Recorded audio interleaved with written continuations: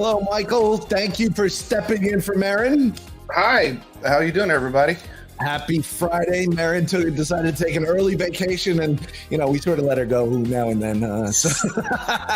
But it is a holiday weekend here. I hope everybody's having a good start to the holiday weekend. And welcome to the fastest 10 minutes of Microsoft Teams Rooms of the Week. Michael, we've got a lot to share. Builders this week, there was a lot of things that come out of Build. We're going to cover a lot of that, but we're also going to tie it into the Rooms theme as well.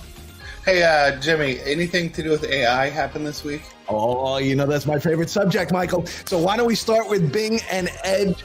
Bing and Edge at Build was actually an announcement that it's the next AI innovation. And Michael, you and I were talking about this right before. If you haven't tried Edge lately and you haven't tried Bing, it really has made leaps and bounds probably in the last 6 months. You're missing out. It's an amazing combination of things. You can do things inside of Bing and Edge that really haven't sort of been around inside of search before. You can actually look inside of the tab for the Bing tab, and you can create images. You can ask it to generate AI images. A whole bunch of different things are in there. So I think it's one of those things, if you haven't tried it and the announcements at Build, I think it's the time to really sort of go in and jump in. I'm a big fan of scrolling up and getting to that chat GPT window and asking a more complex question, asking it like, hey, give me 20 I got trivia night. Give me 20 trivia questions. And having Bing, boom. And having Bing right in chat GPT now too. It gives you the questions, then you say, give me the answers.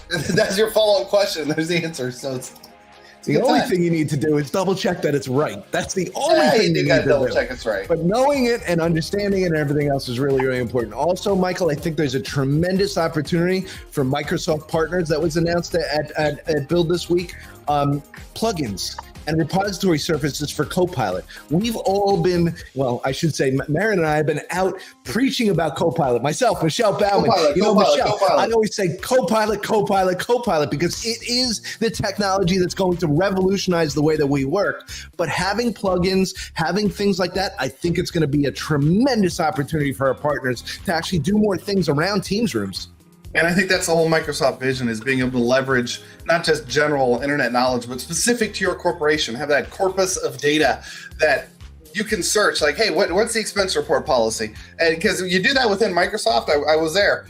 You get the expense report policy from Netherlands. You get the expense report policy from Canada. It's like, I want the one from America. So ChatGPT, you know where I'm at. Give me the expense report from America, and it's not just a generic SharePoint search results. Not only that, in Copilot, all of the information is grounded in your tenancy, and you can actually have it make the graphs for you and analyze that data.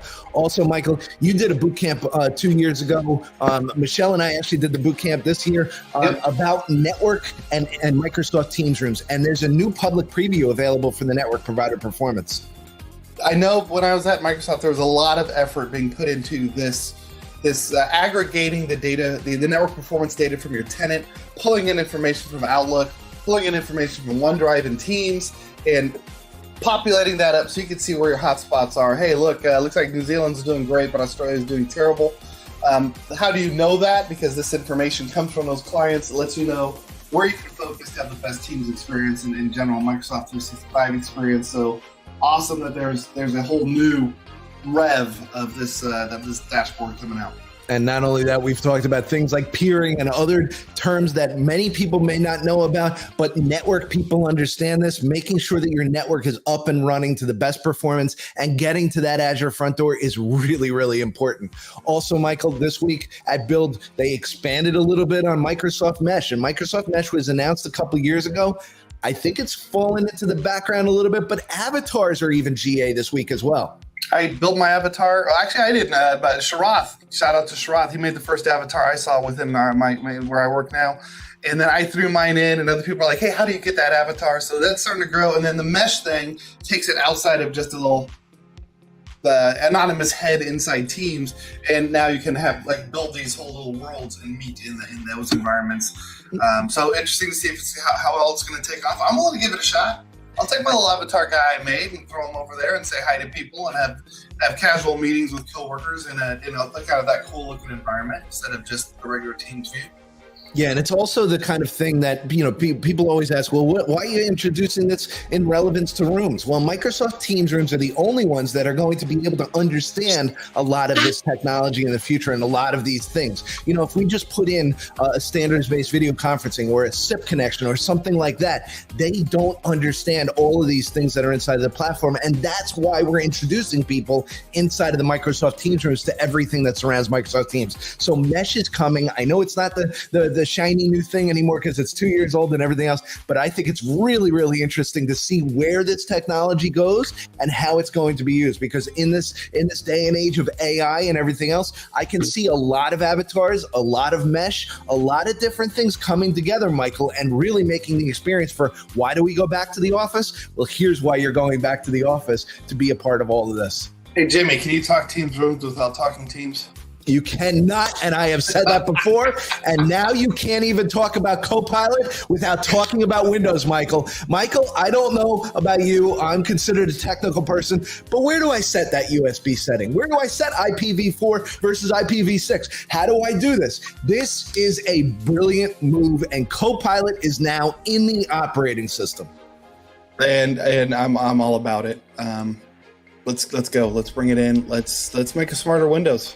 Yeah, this is amazing to see because so many things are going to be built right into your workflow in your device itself. If you did not upgrade to Windows 11 because of the mobile phone integration or many of the other things, my CPU still isn't supported to upgrade to Windows 11. This alone would have me as an organization going, okay, now I see the value. Now I see exactly why they're doing what they do. Now, this, along with Edge and Bing and everything else, really puts AI right at your fingertips in an amazing, amazing way. So I'm really excited about that. And real quick, to tie in on that, I heard that they're talking about taking the widgets out of the corner and letting you put the widget on the desktop. That's where your ChatGPT widget could sit. That's where your DALL-E image could sit. That's your whatever your internal Copilot search widget, just right on the desktop, instant access. Let's go. Yeah, and our friends at CommsV Next have been doing a tremendous job. They put up some videos this week from Ryan, Adam, and others. Go check out these. They were given live at the CommsV Next conference, but everybody at that conference did such an amazing job of not only doing it live, but also capturing it so there's learnings available actually online as well. And they're releasing this. It seems like one a day. So like 2-3 days ago, Adam Burns got released. I watched it. I was at CommsV Next, but I did not attend Adam's speech. I was bouncing around like a little social butterfly most of the time. If you watch Ryan Herbst's speech, first off, statistics in Ryan's talk. He'll be on Teams Fridays in 2 weeks talking about hybrid life. You can see my head pop in about the third of the way into the conversation. I was just busy doing things, and I'm like, let me pop in on Ryan's speech. So I saw that one live. And today, sometime, I'm making space for Aaron and Steve, right? Amazing to be able to see. Damn it, amazing to see these guys who are leaders in the industry and actually out there doing it, also teaching as well. Oh, we need a video, don't we? Hold on.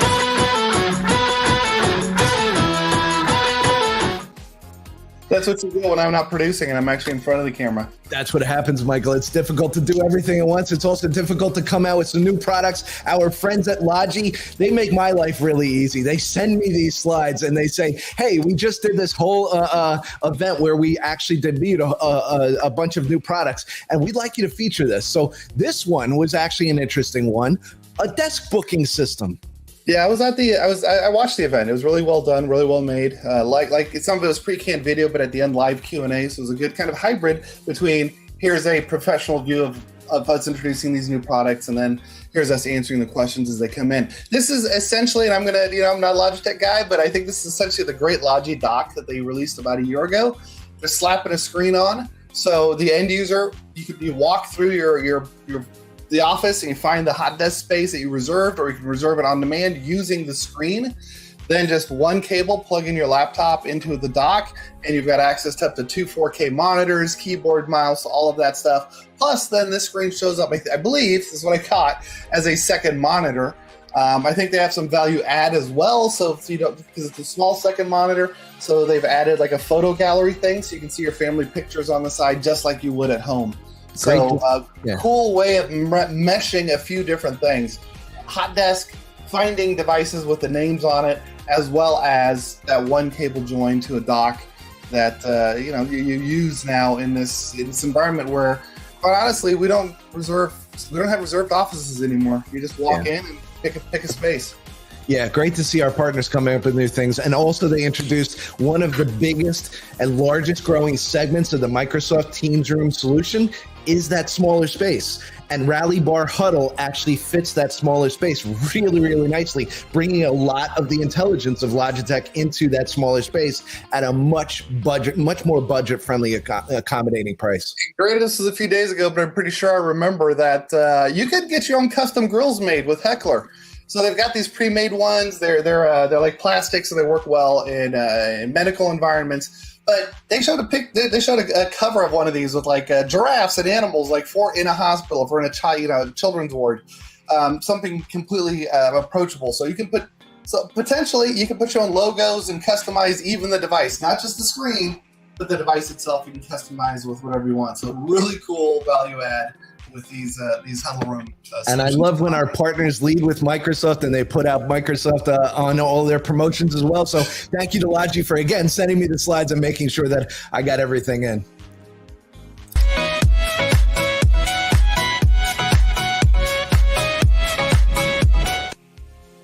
It's a little hard to click back and forth. I apologize, Michael, but I'm doing my best. I'm trying to hit all the comments. You've got the videos in the back. We're making it work. We're talking about Microsoft partners. If you are a managed Microsoft partner, make sure to reach out to your account manager. The community call will be happening on May 31st. This is an important one. You have to attend it live. There will be roadmap. There will be information given. So make sure to reach out to your account manager. Get that invitation in.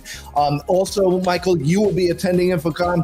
One of my favorite people here at Microsoft, Monique, will be attending InfoComm, and she's doing a session at InfoComm on June 15th. It is a networking event. Make sure to sign up for that. I'm sure you being there, you'll be going as well. Sure. Also, we've got Microsoft Inspire coming up, Michael. If you remember last year, this was the conference where Satya stood up on the keynote and said it is a short amount of time before the majority of code is not written by a human. What did he know a year ago at this point that he was actually forecasting to go ahead and share with the world? These are the kind of things that happen at Inspire.